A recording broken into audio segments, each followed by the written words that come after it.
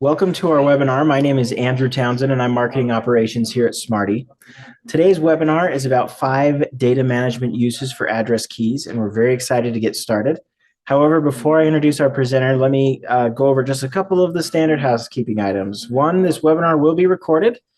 We will send a copy of the recording out to everybody who registered, so you can be looking for that in your email later today, hopefully, if I have time, if not tomorrow for sure. Second, to interact with our presenter and other audience members, feel free to use the chat and the Q&A features in the Zoom webinar interface. So that's just inside of Zoom, there's a chat and Q&A section, and we do use that a lot. We have our own Ryan Cox, one of our brilliant developers in the wings, and he'll be ready to take your questions throughout the session. We'll also have a Q&A at the end. So don't hesitate to voice your thoughts, questions, concerns, etc. in the Q&A or the chat. All right, so we'll go ahead and get started. Our presenter today is John Hickey, one of our product marketing managers, and we're very excited to hear what you have to say. So without further ado, John. Thanks, Andrew. Good morning, good afternoon, wherever you are. Hello, my name's John, and happy to be with you here today, and wanted to also extend a welcome to you to the webinar today and say thanks for attending. So the topic that we're talking about today are address keys and 5 data management uses and how to choose one. We have a lot of content, not a lot of time, so let's just jump right into it. In terms of the outline of what we'll be talking about today, we'll first start with the definition of an address key, and then we'll start talking about specific approaches people have used to create address keys. And while we're doing that, we're going to point out some considerations for choosing an address key. And at the same time, we'll also be addressing some of the common data management uses. At the end of the presentation, we'll summarize the 5 common data management uses and conclude with a Q&A. So what is an address key? An address key, one way you could think about it is as a consistent nomenclature for representing an address. In our example here on the left, you can see the address is represented by a 10-digit number. And so it's just a way of representing an address that is usually economical. For example, we use acronyms to represent a mouthful of words like the United States Master Address List, which internally we affectionately know as USMAL. So that's an address key. It's just a way of representing an address. There are different address key options available, and there are some considerations we'll point out as we review specific ones.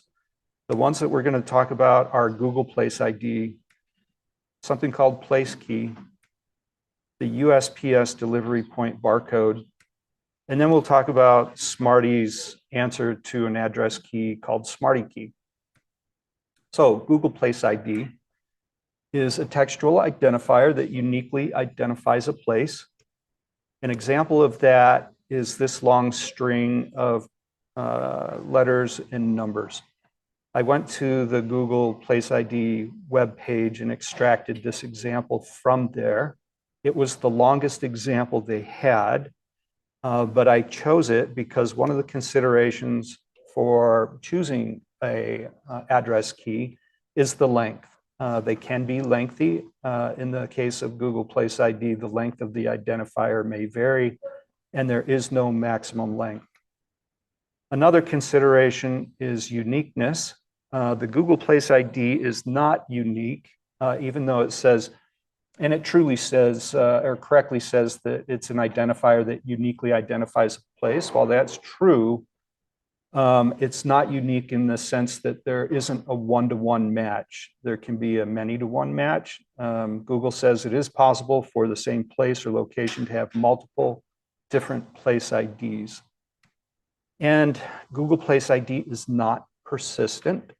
Google says place IDs may change over time. So these are 3 considerations. If you're thinking about using an address key, you want to think about these. We're going to go into just a little more depth on each one of those.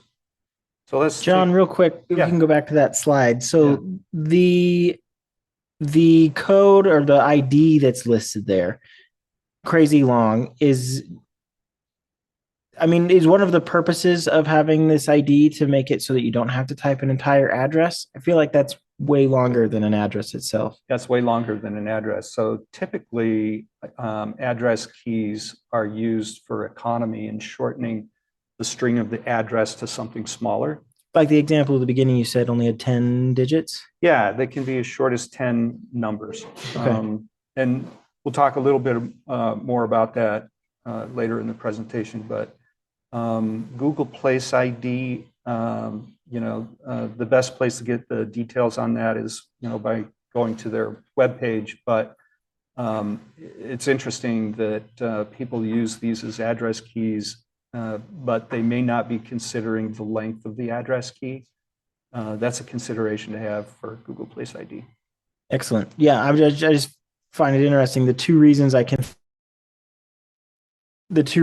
think of to have would be one, to have something shorter than an actual address that I don't have to type, and two, maybe if it is longer, that's fine as long as it's consistent and persistent. So if it's huge and not persistent, I feel like the value has gone away. Right. And another consideration we're going to talk about in a minute also is hiding personally identifiable information. So Google Place ID, I think, checks the box for that consideration. Sure, sure. So in looking a little deeper at consideration one, size and simplicity, I think it's the obvious benefit that reduced size improves data processing performance and data management, where Google Place ID has that very long one. That wouldn't be the case, but they do have shorter ones as well. So let's take a look here in a little table at a few different types of keys. You can see the Place ID is listed first, and I took the example and put it into a byte calculator online, and it said that their long example was 86 bytes. Also, there is a type of key called the GUID that I'm sure probably all of you are very familiar with, that people use in place of addresses also. And this is 36 hexadecimal characters, which converts to 36 bytes of storage. And then there's the integer, and we'll talk about that as well. Integers can be as little as 10 digits, so only taking 10 bytes of storage. The main point here is if you're dealing, as you're dealing with very large data sets, then size becomes more and more important to you. We talked about consideration number two, uniqueness. Here we've got two doors right next to each other sharing the same rooftop, exact addresses, except for the apartment designation. Might be tempting to share an address key here, but we recommend that every address have its unique key, and this helps avoid data confusion. It makes it easier to apply metadata to that specific address, such as square footage. And there's a lot of property data that can be appended to an address with an address key. We'll talk about that a little more too coming up. One way I like to think of address keys are like our fingerprints. So your name may be James on your birth certificate, but you're known by several different aliases. Your parents call you Jimmy, your friends call you Jim, your basketball buddies call you the Jimmer. You go by many titles. You're a son, a nephew, an uncle, you're a cousin, a brother, a father, a grandfather. You can be known by all these aliases, but you have one unique set of fingerprints that are persistent for your life.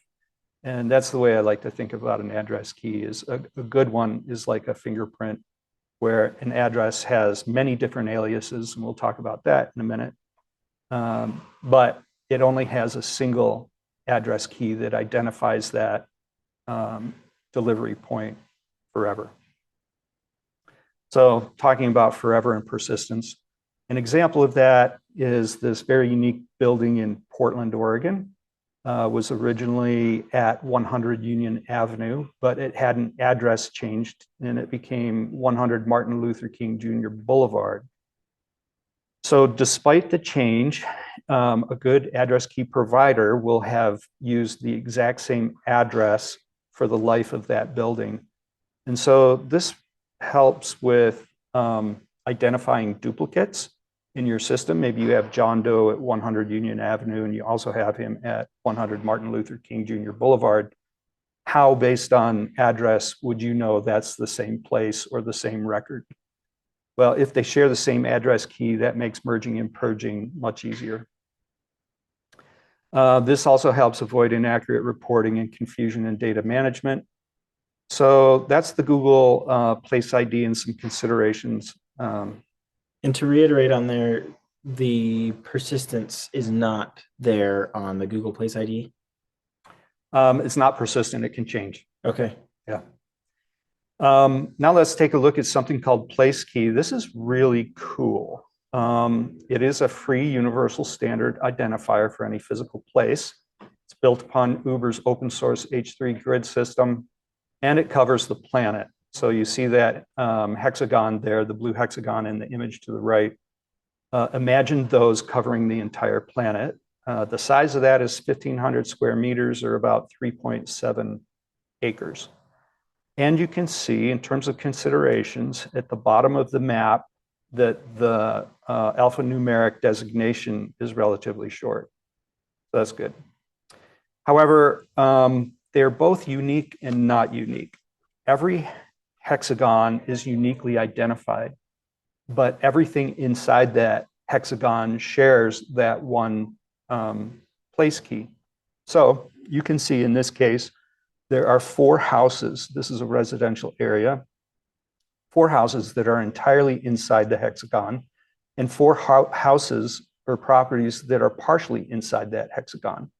So one house may have multiple place keys.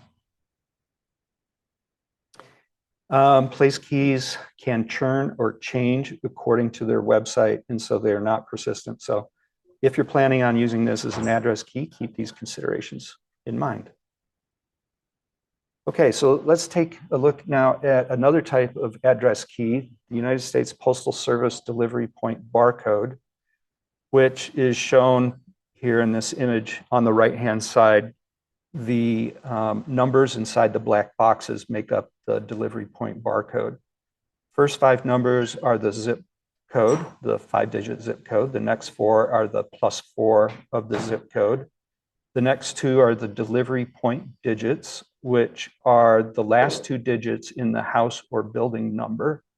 And the last digit is just a check digit.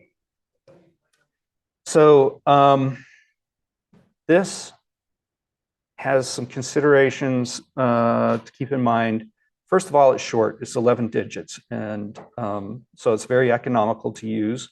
It is unique to an address, but unfortunately it's not persistent because addresses change.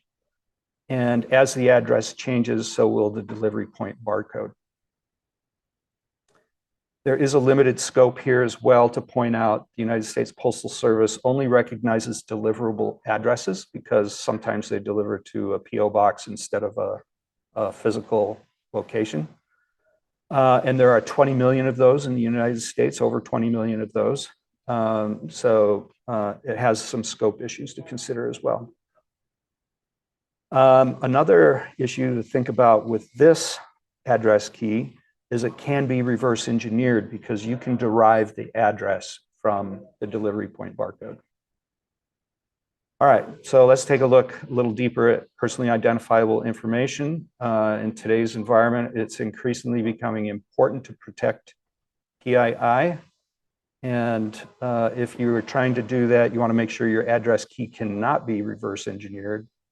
And I think it's just a best practice overall that data privacy and increase in data privacy improves your data security. This one is the most interesting bit for me. I spent a lot of time talking to our legal counsel about the value of protecting PII, because he was saying that, and we did a webinar with him a little while ago on the legalities of having an address database. But if you have an address database, there are major considerations to have. If you have just addresses, if you have a single piece of personally identifiable information, there's very low risk if you have a bunch of names or you have a bunch of addresses. But if you have both of them, names and addresses, suddenly there's increased risk legally, and increased precautions you have to make. So the value of having an address database that's only filled with those keys is is good because it's reducing your liability, reducing your risk. It allows you to have other PII. Right, right. Today's environment is so litigious and people are concerned about data privacy. There's all kinds of legislation now like GDPR. And I know that when people want to validate their addresses, we ask them not to include the name associated with that address. And if somebody forgets, we have a process for stripping the name from the address to try and make sure that we protect people's data and information as well. So let's look at Smarty Key. This is Smarty's answer to an address key. It's short, it's a 10-digit integer.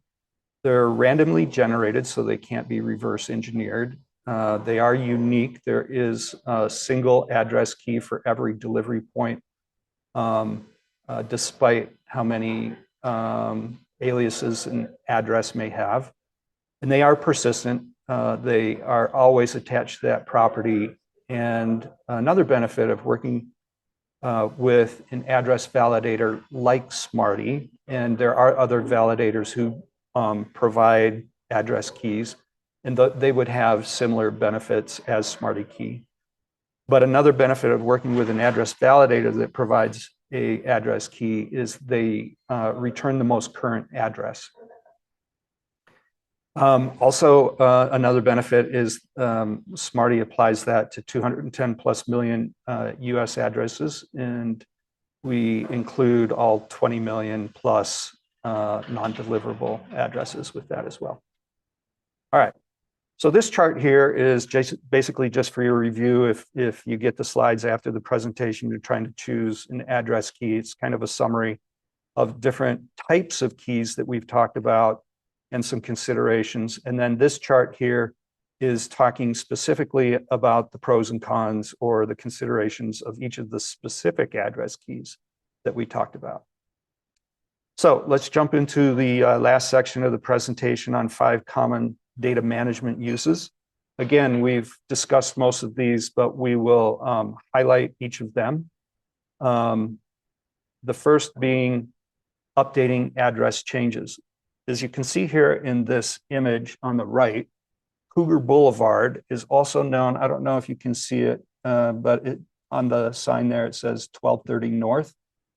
So our area here, the street naming is based on numbers. And every once in a while, we'll get a name to go with the street number, as in the case here, it's Cougar Boulevard.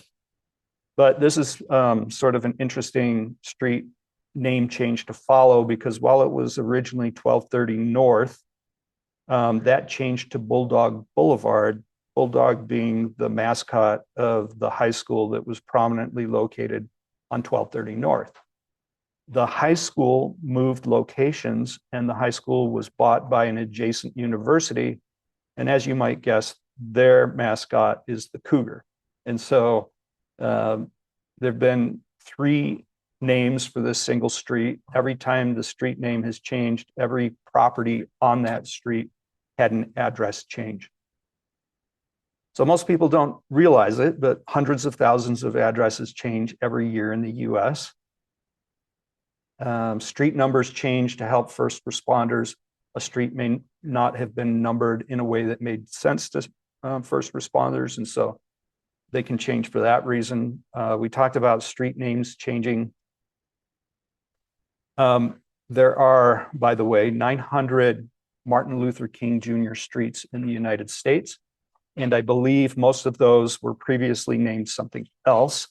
And so on those 900 streets, every property on that street had an address change. City names change. I'm not going to try and pronounce this, but you can read it. The translation of the Spanish is the town of Our Lady, the Queen of Angels of Porcueto. Hula. I don't even know how.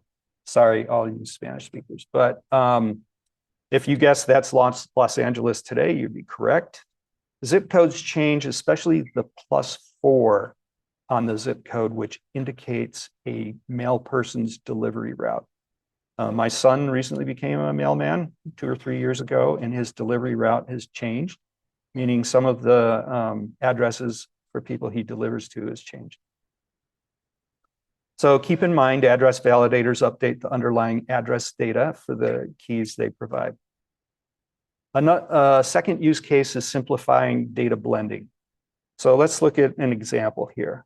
Let's say you have this alias 1 in your database, but it's incorrect. It's not a complete address.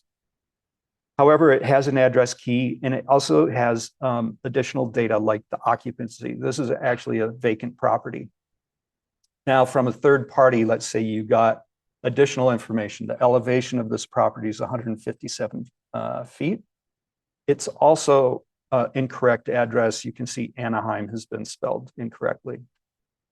Then there's the normalized, standardized, and verified address that an address validator can provide for you.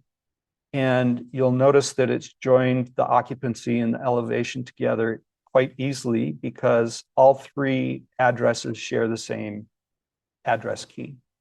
And so that's a benefit of simplifying data blending.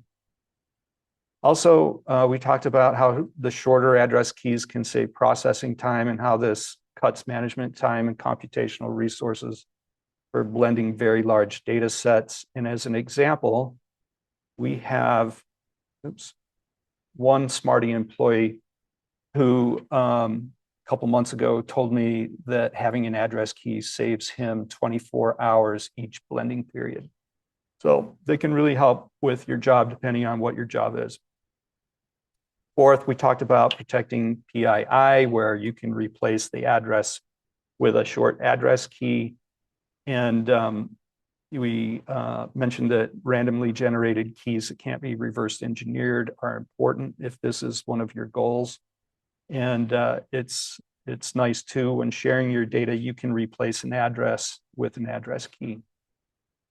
The fifth and final common use that we're going to talk about today is enhancing property data. You can see that there's lots of data about a property, such as roof type and materials, what's the square footage, the lot size, what was the last sale date and amount, who's the lender, what's the elevation, etc.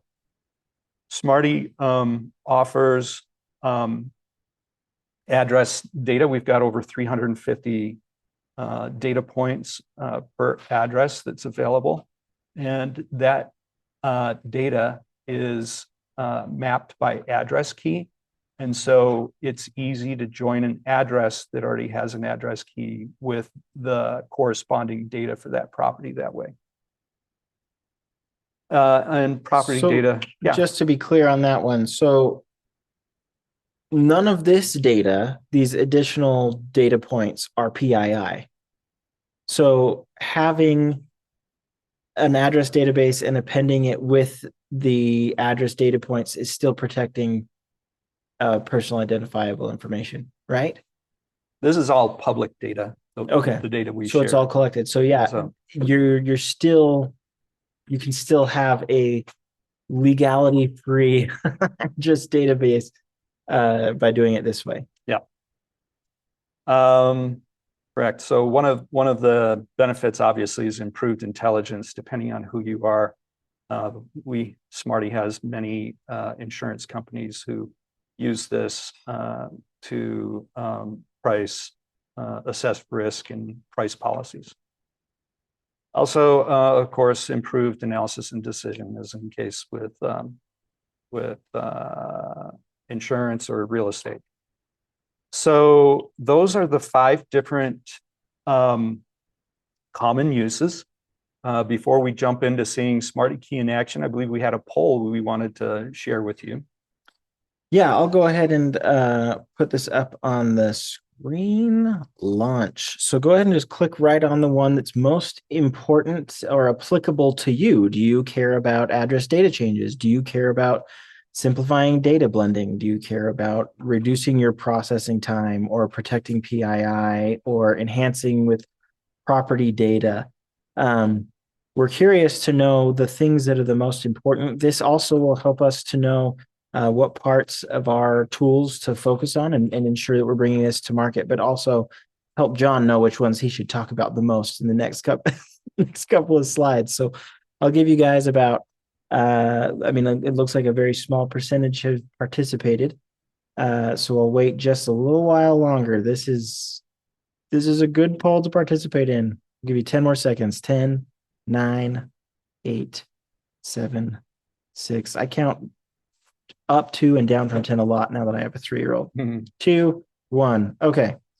I'll go ahead and just tell you that people care about updating address changes and simplifying data blending.